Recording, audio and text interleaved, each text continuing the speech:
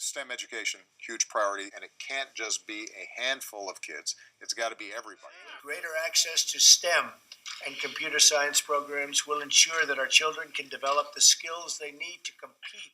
The importance of STEM education is made apparent by the fact that individuals holding the highest office in American government discuss and propose plans to promote it. Yet, despite these individuals discussing and putting money towards STEM initiatives, fundamental changes need to be made to the infrastructure of the education system in order to effectively implement STEM initiatives into existing curricular structures. These fundamental changes would most certainly require a shift in the way people and educational institutions think about and approach education, and two individuals, whose ideas we'll be discussing in this video, offer suggestions as to what shifts must occur and how they can be achieved. These two individuals are Peter Senge and Mariana Beers. Peter Senge is a systems scientist and senior lecturer at the MIT Sloan School of Management who, in his work, The Fifth Discipline, discusses 5 disciplines that should be practiced in all learning organizations to ensure success.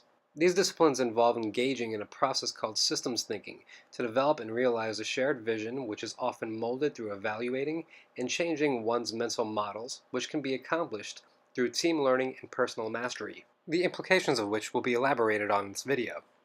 These disciplines will be used as a lens through which we will examine the work of Mariana Beers, author of Designing Digital Experiences for Positive Youth Development, who advocates for the establishing of figurative playgrounds in educational contexts.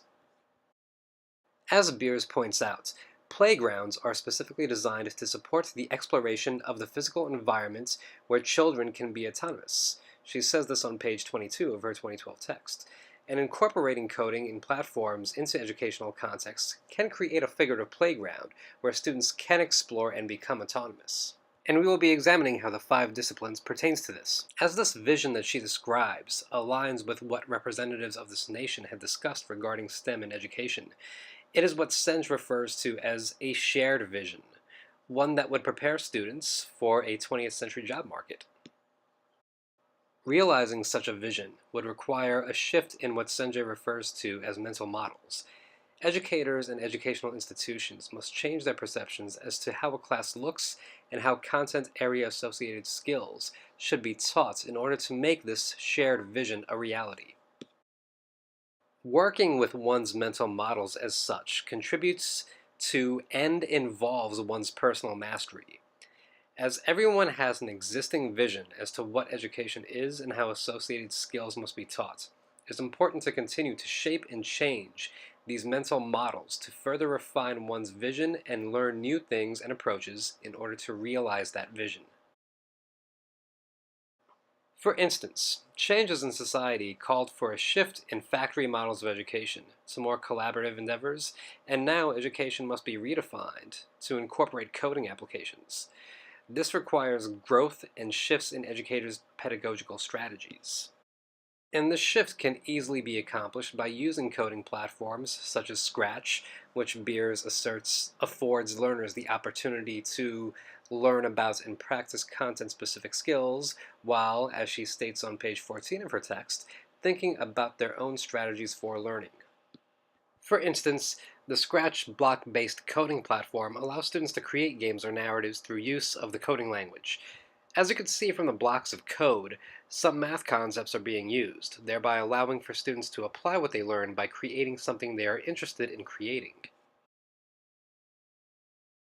Incorporating such activities transforms the classroom from a figurative playpen to a figurative playground, as students are less restricted in their opportunities to engage in different interests and to learn and apply different skills. Moreover, it helps students during various developmental phases that Beers addresses in her book. And Beers offers other suggestions for use of technology to transform classrooms in such a way that would allow for open exploration that a playground or a park would. And by transforming classrooms as such, Beers asserts that while learning content-related skills, students will also be developing independence, improving in industry, and gaining a sense of identity, all of which have to do with the developmental phases that Beers identifies and are necessary skills in 21st century job markets, which are becoming increasingly technical. And since there are a plethora of different types of technology that can be used to develop a variety of skills, Team learning and systems thinking will be necessary, as teams must learn and grow from one another, as well as their collective experiences in implementing different types of technology for different purposes. For instance, as per Beers' 6 C's, various types of technology can be used to instill in learners competence, as well as confidence, and build character.